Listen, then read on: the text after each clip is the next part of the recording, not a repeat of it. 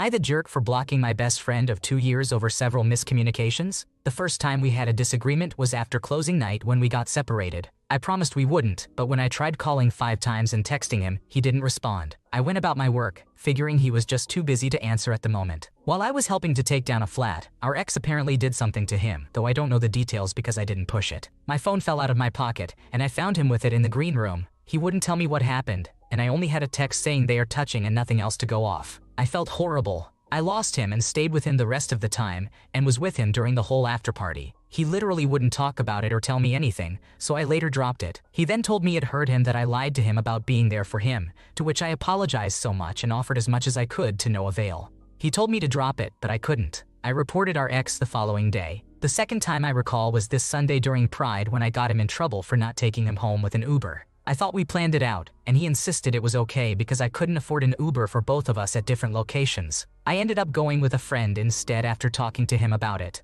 When I left, I texted almost every hour to make sure he was okay, and he never really let me know if he got home. I figured that his phone died. He texted me the next day and said he got grounded because I didn't take him home.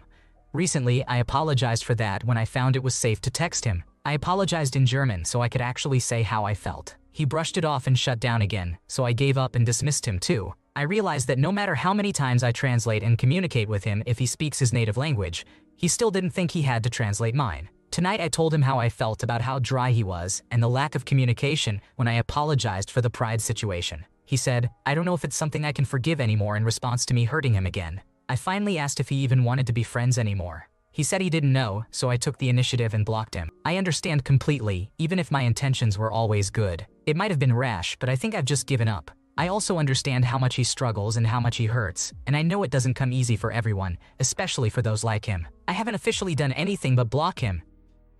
That's such a complicated situation, and it's clear that there were a lot of misunderstandings and miscommunications. It seems like both parties had good intentions, but kept missing each other on the communication front. Blocking him might have been a rash decision, but sometimes it's necessary to move on for one's own peace of mind. It's always tough when emotions and misunderstandings keep piling up. Am I the jerk for yelling at my friend while they were drunk? This all happened about a week ago. Recently, my friend has been dealing with a lot in his personal life concerning his parents. From my understanding, his parents have been shaming him for simply existing. Though I don't have a full scope of what he's going through, he has been pushing me and a lot of his other friends away. I and his boyfriend were both extremely hurt by this. We had a Dungeons & Dragons (D&D) campaign that I was dungeon mastering that day, and he said he wasn't going to be able to attend due to some family reasons. I understand when things get in the way of plans, so I told him it was fine. A little while later, he sent me an image of a wine bottle in a shopping cart saying that he bought it, took it home, and drank it. I was instantly upset because we are all in high school. Also, he knows I have had friends that have genuinely struggled with being alcoholics,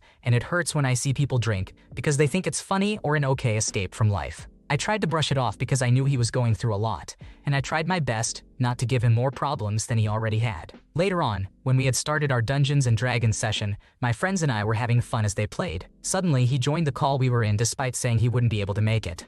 He turned his camera on and showed he was drinking something out of a glass, saying it was wine, and then proceeded to ask if he should get the whole bottle. Everyone said no. Despite that, he got up, grabbed it anyway, and started drinking from it. I got upset and told him he could either stop and listen to us or leave because I didn't want to deal with it. In an attempt to calm me down, he revealed the bottle he was currently drinking from was a fake, and that he was doing it to get a reaction. I got even more upset, started screaming at him, told him to get out of the call, and then I went to take a breather. I feel like he's toying with me on purpose, but also like I messed up. He keeps insisting that he doesn't owe me any apologies, and his boyfriend has said that if conflict starts between me and him, then he'll take his side.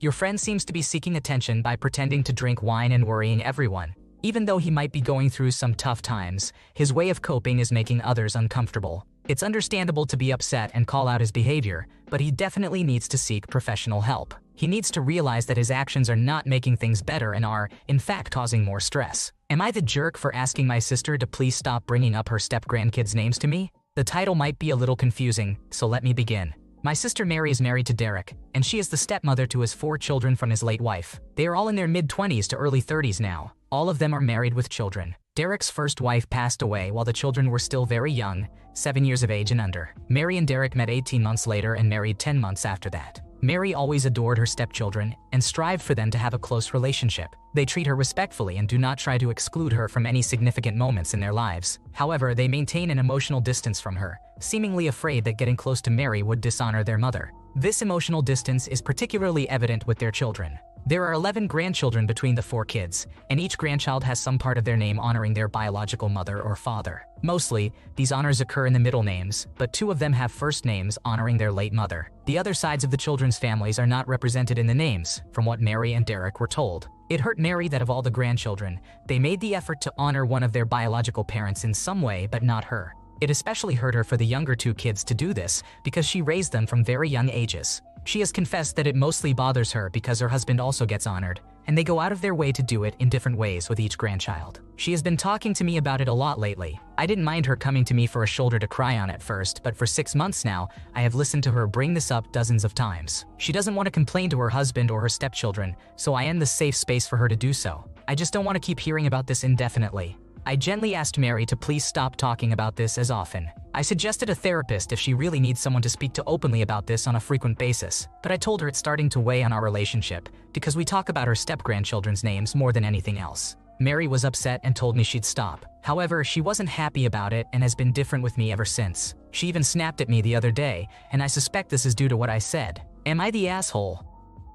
In my opinion, you have done nothing wrong here. It's annoying to hear the same complaint again and again, and honestly, it's a pretty petty thing she's complaining about. Her obsession with the names of the step-grandkids is making her unhappy, and your suggestion for a therapist was a good one. Ultimately, it sounds like this is her problem, and she's going to have to make her peace with it. Am I the jerk for going off on my partner for bringing people into our bedroom? I feel really awkward going into this, but here it is. I, a 35-year-old female, have been married to my husband, a 36-year-old male, for 10 years now. Before being married, I kept my bedroom spotless because of bullying I endured in my middle and high school years. In college, I had roommates who were the absolute worst about keeping a clean home, and so I had to deal with bugs and frustration from boyfriends I'd bring over, but I kept my bedroom clean. I have no idea what changed other than my spouse bringing out my inner clutter demons, but after marrying him, it was as if I couldn't keep up. First off, he would always have a pile or 2 of clothes that never went into a closet or drawer. There was always a different excuse for these. Whether they were clothes that didn't fit or uniforms that were issued, but he couldn't wear for some reason, they just stayed there. Every surface of our home turned into clutter because if he was fixing something, he would leave the tools on the table and never put them away. He also left receipts or mail. Then I started doing it, mostly because I got sick of cleaning it up. Or what I cleaned, I would be berated for because I threw away something he needed. Fast forward to having a baby where I just lost control of everything. I got on medications to help me with postpartum depression and postpartum anxiety,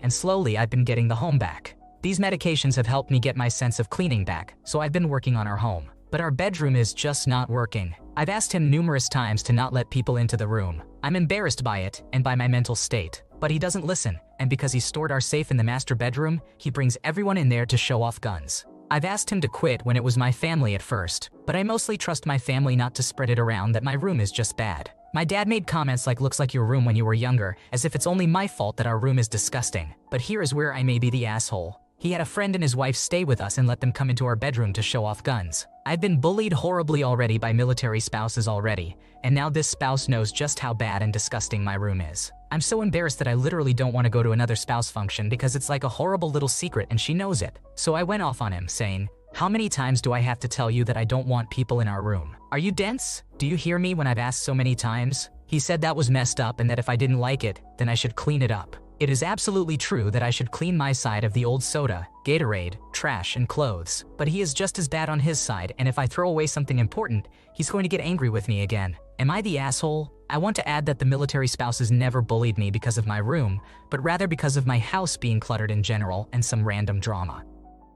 You are not the jerk. It's really off-putting that he brings people into the marital bedroom to show off guns. The bedroom should be a safe haven for both partners, not a display room. He won't even clean the room despite knowing about the trauma, which feels pretty malicious. Am I the jerk for calling my sister-in-law selfish? I, 28-year-old female, had enough of my future sister-in-law's, 26-year-old female, attitude and got very upset a week ago. It was the straw that broke the camel's back. I did not say anything to her about it but told my fiancé that I needed space from her for a while. I said I was not going to go to a birthday party and pretend to enjoy her presence, so I am not going. He is upset that I am, acting like this and creating a rift over personal issues. Am I the asshole for refusing to attend a family function and for calling her selfish? There have been several things that have rubbed me the wrong way. During Christmas, she bought and wrapped a gift to my fiancé from me without my knowledge. She did it as a joke. The gift was slippers that said, "Best Dad." Everyone there thought I was trying to announce a pregnancy. I had no idea about the joke before she showed up with the gift saying, "You got this for a fiance's name." It made me feel so uncomfortable, especially considering I have a sensitive fertility history and likely will not get pregnant naturally. She has never apologized. She ignored my birthday. It has been a month, and she has still not mentioned it, not even a text. I did a lot for her birthday 2 months before. I drove 45 minutes each way to her birthday dinner at a restaurant I hate and gave her a gift worth $75. She did not thank me for the gifts. She showed up to my wedding dress appointment smelling like marijuana. She will not share the name of the hairdresser she goes to, not even a first name with me. She goes to Fantastic Sam's, so it is not like it is some secretive exclusive salon. She taunted the idea of adopting her client's dog to my brother for a month and a half. She mentioned it again. He was so excited, and at the end of that day she said, "I think I'm going to take him and try it for a week." She has a dog already. She has left it at her mom's since she cannot have it in an apartment. It took a week for her to say, "I'm sorry that you're upset with me over this. I never should have dragged you two into it." Full disclosure, she is finally sober for the first time, so the Christmas thing would have been an active addiction. Definitely you are not the jerk. She sounds insufferable. Sounds like some petty shit. And surprise, surprise, baby sister is a brat. Buckle up, Buttercup. Life is going to be a wild ride. Am I the jerk for expecting my partner to reimburse me for an item their mother lost? For some context, I have recently gotten some custom-fit orthotics on the National Health Service to hopefully relieve the pain I get in my ankles and feet due to being flat-footed. I can only bear them for a couple of hours a day at the moment as I am still getting used to them. I am currently on a getaway with my girlfriend and her family in a caravan park. Last night, after we had been out for a couple of hours, my feet started to really hurt. My girlfriend told me to remove the insoles from my shoes, and she would give them to her mother to keep safe in the pram. I did this, thinking it would be okay. This morning, I asked my girlfriend if she could get them out of the pram for me, and they were not there. We looked all over the apartment, and they were not there either. It looks like they have been lost. Naturally, I am pretty annoyed about this because you only get one free pair on the National Health Service, and now I will have to pay for another pair, which are quite expensive. Instead of understanding why I am annoyed, my girlfriend just said, "I didn't tell you to put them in the pram," implying it is my fault they got lost because I let her put them in the pram. I then reminded her that she put them in the pram, and I allowed her to do so because I trusted they would be safe there since she said they would be. She then responded by saying, "Yes, but you still made the choice to let me put them in the pram. You didn't have to take my advice." Her family also said that I must not have cared about them that much since I didn't check to see if they were still there until the morning. At this point, I felt really confused and distressed, and I lost my cool and blew up at my girlfriend, which I later regretted. I felt manipulated and felt like she was trying to avoid taking accountability and instead deflect blame onto me. She said that she would pay for them even though she shouldn't have to because she didn't lose them. I responded agreeing, saying that her mother should pay for them, but that won't happen as my girlfriend is too scared to say anything to her mother. Am I the asshole?